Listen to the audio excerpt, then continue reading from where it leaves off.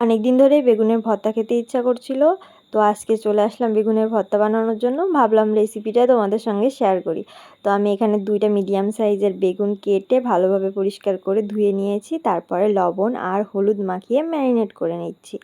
তারপরে একটা কড়াইতে সাদা তেল দিয়ে দেব। তেল দিয়ে তেলটা ভালোভাবে গরম হওয়া পর্যন্ত অপেক্ষা করব। তারপরে বেগুনগুলো দিয়ে ভালোভাবে লাল লাল করে কড়া করে ভেজে নিতে হবে। তোমরা চাইলে বেগুন পুড়িয়েও এই ভর্তাটা তৈরি করতে পারো সেমভাবে। আমার কাছে ভাজি করে বেশি ভালো লাগে, সেই জন্য আমি এটা ভাজি করে তৈরি করব। আর আমাদের গ্যাসের চুলা, সেই জন্য পুড়িয়ে তৈরি করাটা একটু কষ্টের, ঝামেলার, সেই জন্য ওইটা স্কিপ করেছি। এখানে 2টা শুকনো লঙ্কা ভালোভাবে ভেজে নেব তেলে। আর এখানে ভেজে নেব হচ্ছে গোটা রসুন।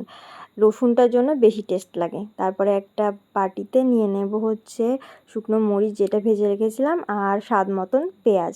তোমরা বেশি কম করে অ্যাড করতে পারো। আর এই দুটো ভালোভাবে চটকে নেব। তারপরে এর মধ্যে অ্যাড করে দেব সরিষার তেল। এই সরিষার তেলটা অ্যাড করে যখন এটা মাখাবে দেখবে এর সেন্টটাই আলাদা। তারপরে যে রসুনটা ভেজে রেখেছিলাম সেটা অ্যাড করে দেব। তারপরে যে বেগুন ভাজাগুলো তুলেছিলাম সেগুলো অ্যাড করে ভালোভাবে চটকে চটকে মাখিয়ে নেব। দেখো আমার বেগুনের ভর্তা একদম কমপ্লিট। তোমরা সবাই অবশ্যই এভাবে ট্রাই করবে বাড়িতে, অনেক মজা লাগে খেতে। টাটা সবাইকে, সবাই ভালো থেকো।